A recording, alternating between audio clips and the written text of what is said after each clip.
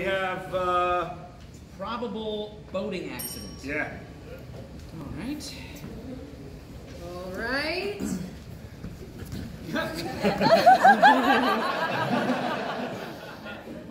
Imagine the same. Okay. The height and the weight of the victim can only be estimated from the partial remains. Oh.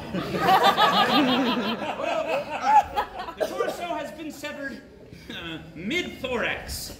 There are no major organs remaining. May I have a beer, please? Woo!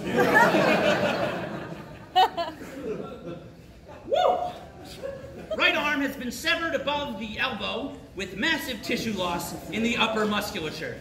Thank God this isn't the beginning of the script. There's a lot of big words. Thank you very much. Partially denuded bone remaining. This was no boat accident. I lost my thing. This was no boat accident, you know it. Oh God! Did you notify the Coast Guard about this? No, it was only local jurisdiction. Okay. The left arm, head, shoulders, sternum, and portions of the rib cage are intact. Hey, do not smoke in here. Please do not smoke in here. Thank you very much.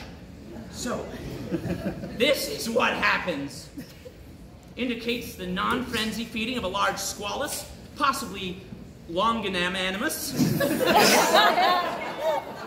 or Isurus glaucus. Now, the enormous amount of tissue loss presents any detailed analysis. However, the attacking squalus must be considerably larger than any normal squalus found in these waters.